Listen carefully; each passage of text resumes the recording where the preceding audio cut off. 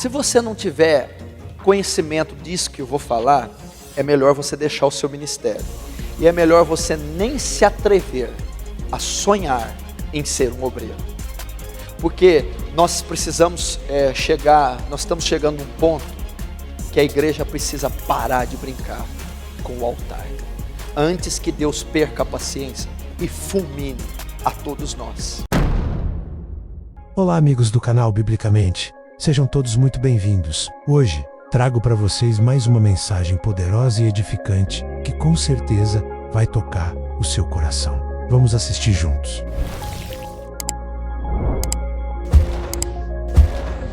E agora eu não estou brincando. Nós precisamos entender o que é ser um sacerdote e um ministro. Nós precisamos entender e parar com esse oba-oba. Parar de humanizar a Deus. Quando ele diz assim, não usareis o nome do teu Deus em vão, é exatamente o que nós estamos fazendo. E usar o nome de Deus em vão, não é fazer uma piada com o nome de Deus, é muito pobre essa interpretação. Usar o nome de Deus em vão, é envolver Deus nas nossas ações carnais, projetos carnais, no nosso humanismo. Queremos submeter a Deus a nossa condição de pensar, de agir, de viver. Não, meu irmão, o relacionamento de Deus e o homem é um só. Tira as sandálias dos teus pés, porque a terra que você pisa é santa. Foi assim que ele se dirigiu a Moisés. Moisés não conseguiu, não se atreveu a olhar para Deus, temia olhar para o Senhor. Não é isso que nós estamos fazendo, não. É temor e tremor. A Bíblia diz que tem demônios que têm postura diante de Deus melhor do que nós, porque os demônios creem que há um Deus só, e temem e tremem. E tem cristão que não teme nem treme diante de Deus. Você tem que entender isso aqui, porque no final das contas, nós não vamos parar num julgamento de galardão, tá? Ai, vamos ver o que vai ser meu galardão. Talvez o seu julgamento seja o da condenação. Profetizei em teu nome, fiz milagres em teu nome, abri comunidades em teu nome, fiz congressos em teu nome, curei em teu nome, cantei em teu nome, gravei CD em teu nome, fiz de torto a direito com teu nome. Você fez? Mas eu não te conheço. Aparta de mim, vós que praticais a iniquidade. Isso é muito sério.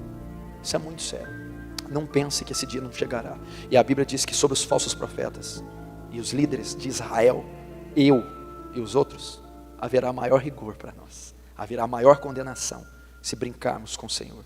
Então, meu filho, eu acho que você deveria pensar bastante antes de integrar no ministério. Você já viu a responsabilidade de você assumir a vice-presidência de uma Vale do Rio Doce, de uma Coca-Cola, de uma Tramontina, de uma Philips? Se assumisse a presidência ou a vice de uma reitoria, de uma grande universidade, seria uma tremenda responsabilidade. Mas nenhuma responsabilidade compare-se à responsabilidade do sacerdócio cristão. Porque enquanto todos esses cargos de altíssima importância lidam com algo terreno, você, simples obreiro, está lidando com almas eternas, que não tem preço, que não se limitam a este século. E Deus vai pedir a conta de cada uma delas a você no dia do juízo. Por isso eu li essas duas coisas. Por que eu tenho que saber isso antes de saber sobre o ser obreiro? Porque o obreiro tem que saber que ele lida com duas coisas, para ele ter temor. Primeiro, a Deus. Segundo, as almas. Primeiro, a Deus. Nadab e Abiú eram dois obreiros, eram dois sacerdotes. E a Bíblia diz que eles foram exercer o ofício deles sem condição. A Bíblia não diz, é engraçado que essa característica de Deus ninguém prega. A ira de Deus, o juízo de Deus. Sabe o que Deus os fez? Não os colocou de lado, não deu uma penitência a eles, os matou. Fogo estranho, matou Nadab e Abiú, os filhos de Arão, da tribo de Levi. É assim que Deus enxerga um obreiro despreparado. Então por que Deus não me matou ainda? Está morto espiritualmente, faz tempo. Então primeiro eu tenho que entender que o ministério, em primeira instância, em primeiro lugar, ele é para Deus. Ele não é feito para o homem, nem para uma instituição física, civil, filantrópica. é feito para o céu, é feito para o eterno, é feito para aquele que escreveu as leis em rochas, é feito para aquele que criou os céus e a terra com o sopro da sua boca, é feito com aquele que é alicerçado em juízo e justiça, é a base do seu trono, o Salmo descreve. É aquele que está num trono de glória. Define para mim a natureza do que é glória. Traz uma definição para mim do que é glória. Deus é um Deus feito de glória, não há definição. Deus é santo, significa ímpar, separado, justo, totalmente envolvido em outra esfera, infinitamente superior à sua. Então, em primeiro lugar, o ministério é exercido a Deus. Deus, o Todo-Poderoso. O ministério não é feito para nós, a igreja não é aberta para nós, o título não é para nós, não tem nada do homem quando diz respeito ao ministério, porque dele e por ele e para ele são todas as coisas. Glória, pois, a ele eternamente. Amém. Então, é para ele, não é para mim, não é para você. O púlpito não é uma vitrine, não é uma exibição do seu talento vocal, musical, teológico, escatológico. O púlpito é nada mais do que a referência de um altar, e você simplesmente é o sacrifício depositado nesse altar. Eu tenho que ter esse entendimento. Então é para ele. E quando eu sei que é para ele, já que eu exerço as minhas funções seculares com tamanha destreza, temor, pudor, reverência, que são feitas a homens, quanto mais exercer algo que é feito a Deus. Quando você se dirige a uma autoridade em Brasília, você não vai com qualquer roupa, senão você não é atendido. Você não usa qualquer vocabulário, senão você não é ouvido. Você não se pronuncia de qualquer maneira a uma autoridade, senão você é imediatamente despachado. Agora, por que com Deus você coloca qualquer roupa carnal, imunda? Por que com Deus você usa qualquer termo, ou não tem uma reverência para dirigir a palavra a ele? Daniel, quando dirigia a palavra, sabe o que ele dizia? A ti pertence a justiça, a nós a confusão de rosto. Não conseguia olhar para o céu. Agora você, obreiro, pastor, diácono, ou aquele que quer exercer o cargo, se não tem essa visão de Deus, não o sirva, não o sirva. Procure algo secular para fazer, contribui com a sociedade, com o governo, com a cidadania, mas com o céu não vai ter contribuição da sua parte. Moisés chegou lá, escolhido, um homem que Deus tratava face a face. Você não está entendendo. Tira a sandália, você é uma criatura pecaminosa. Por mais que eu abunde em graça e misericórdia, você continua sendo o que é. Então essa é a relação. Então esses louvores falam, olha para mim, beija, me abraça. Isso é carnal, isso é antibíblico, antiteológico. Isso não existe. Isso não existe em hipótese alguma, jamais vai existir e não há como refutar. Deus não olha para ninguém como olha para uma mulher, olha para mim, me beija, isso não existe. Me abraça, quero sentir seu cheiro, colocar seus sapatos. Que conversa é essa? Que conversa é essa? Moisés não colocou os sapatos dele, não beijou ele. Que conversa é essa? Então essa é a visão de um Deus terrível. Por que eu vou dizer do terrível? Porque o de graça e misericórdia você está cansado de ouvir. Deus é amor em 1 João. Só que em Salmo 7, você já leu que Deus é um Deus que se ira todos os dias? Você já leu no Salmo 7 que ele já desembanhou sua espada e se o ímpio não se converter ele vai matá-lo? Você já ouviu dizer que quem manda para o inferno não é Satanás? Não temeis quem mata o corpo. Antes, vou dizer a quem devais temer. Temei antes aquele que tem poder de fazer a alma perecer no inferno. É Deus que envia o inferno. Você acha que o diabo vai mandar no inferno? Você acha que o diabo tem alguma coisa? O inferno foi criado para ele, para o suplício e a ira ser lançada sobre ele. Então o diabo está no mesmo âmbito dos sofredores. Sabe por que o inferno é terrível? Porque a ira do cordeiro será despejada nele. Apocalipse 14 diz que o inferno é terrível porque o cordeiro estará lá. Já parou para pensar? É a ira de Deus que vai ser despejada, não é Satanás. Então Deus se ira. Deus ama, odeia o pecado, mas ama o pecador. Deus odeia o pecado e odeia o pecador também, porque ele mata o pecador. Cuidado com isso. Isso aí é interpretação neopentecostal, contemporânea, triunfalista. Nós devemos entender a mente de Deus. Nós estamos no tempo da graça. Deus não age daquele jeito mais, porque lá em Números, com a murmuração do povo, o que Deus fez? Abriu a terra e engoliu 250 israelitas vivos, Datã, Corá e Abirão. Mandou. Deus matou com um anjo só 180 mil dos exércitos da Síria. Deus aterrorizava. O Deus da graça não faz isso. Ele não faz não. O Deus da graça, eu vou te dizer que ele é pior do que o da lei. Porque o Deus da lei fala que se você adulterasse, morria a pedrada. Olha que Deus terrível. Agora o Deus da graça diz que se você só olhar, já adulterou. Ué, qual que é pior? O outro para morrer tinha que pegar na cama. Não, o da graça, só olhar. E aí? O da lei diz que se você matasse, teria que morrer, olho por olho, dente por dente. O da graça não. Diz que se você aborrecer um irmão, já é homicida. Qual que é pior? Então acho que você não entendeu sobre o Deus da graça e o Deus da lei.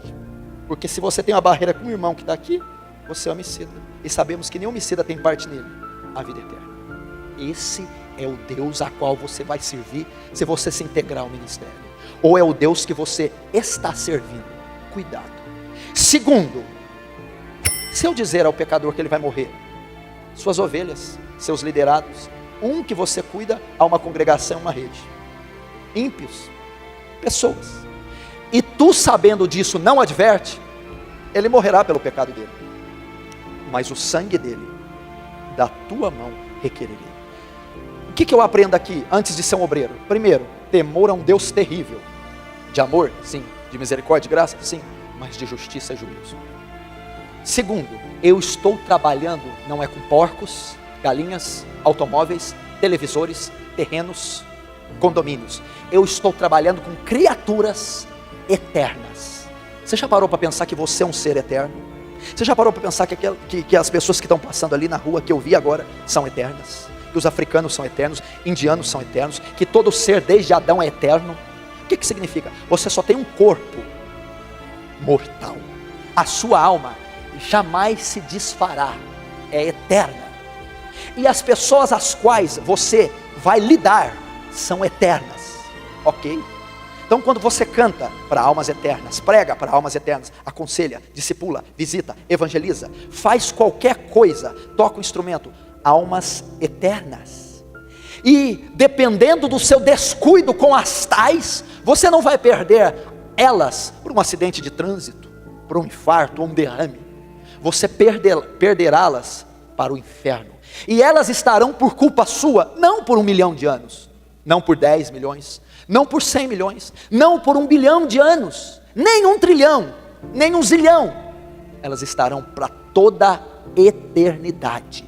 E o sangue delas cobrarei da sua mão. Então é muito sério o ministério. São almas eternas que nunca se desfarão. Então olha o cuidado que eu devo ter antes de exercer, ou se eu estou exercendo um ministério. Quantas que já passaram na nossa mão e já morreram? Quantas que já morreram sem Cristo? Quantas que se perderam por negligência, omissão, incompetência e responsabilidade nossa, e se morrerem nesse instante, que estão lá servindo ao mundo e ao inferno, nós seremos os culpados.